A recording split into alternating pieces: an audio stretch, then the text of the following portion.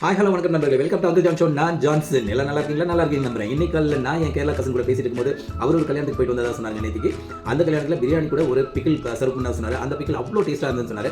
அது என்னங்கிறது கேட்டேன். அது இந்த ஊரில் ரொம்ப ஃபேமஸ்ன்னு சொன்னார். அது எப்படி செய்யறதுன்னு கேட்டேன். அவர் கொஞ்சம் டிப்ஸ் எல்லாம் சொல்லி கொடுத்தாரு. அந்த டிப்ஸோட என்னோட டிப்ஸையும் சேர்த்து நான் இன்னைக்கு அந்த பிக்கிள் பண்ணியிருக்கேன். Hot and sweet pickle papaya. So நீங்களும் அதை உங்கள் வீட்டில் செஞ்சு பாருங்க. வாங்க எப்படி செய்யறதுன்னு பார்க்கலாம். அதுக்கு முன்னால் லைக் ஷேர் பண்ண மறக்காதீங்க, கமெண்ட் பண்ண மறக்காதீங்க மக்களே. உங்கள் கமெண்ட் எனக்கு ஒவ்வொரு கமெண்ட்டும் எனக்கு ரொம்ப முக்கியம்.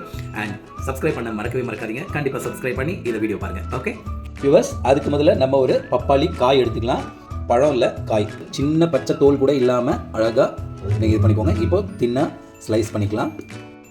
இந்த மாதிரி ஸ்லைஸாக அரைச்சி எடுத்துக்கோங்க. ஒரு கப் வினிகரில், இது வினிகருங்க, தண்ணி இல்லை, வினிகரில் கொடம்புளி, அதாவது இது வந்து கேரளாவில் யூஸ் பண்ணுற மீன் குழம்புக்கு யூஸ் பண்ணுற புளி, கோக்கம், ஒரே ஒரு பீஸ் மட்டும் வினிகரில் ஊற போட்டுருங்க.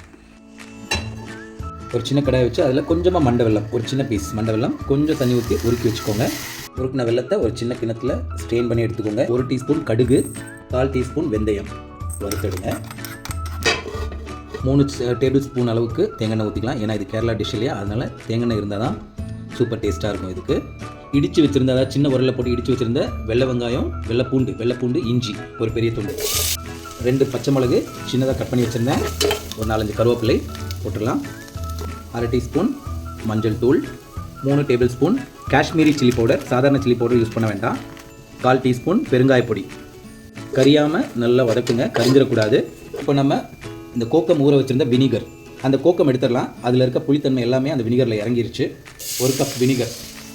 இப்போது நம்ம இந்த வெட்டி வச்சுருந்த பப்பாளி பழம் ஸ்லைஸாக வெட்டி வச்சுருக்கோம், இதை உள்ளே போட்டுடலாம். தேவையான சால்ட் போட்டுக்கோங்க.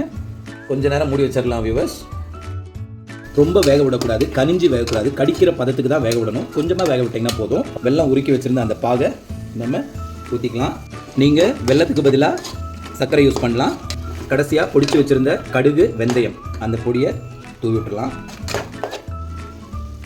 வியூவர்ஸ் போதும், நல்லா வெந்துருச்சு, கரெக்டான பதத்துக்கு வந்துருச்சு. Viewers, papaya hot and sweet pickle ready. இந்த பிக்கிள் எப்படின்னா கேரளாவில் எல்லா ஃபங்க்ஷனுக்குமே நெய்ச்சோறு இல்லைன்னா பிரியாணி கூட சர்வ் பண்ணுவாங்க. அவ்வளோ டேஸ்ட்டாக இருக்கும். நீங்கள் செஞ்சு பாருங்கள். நான் டேஸ்ட் பண்ண போகிறேன்.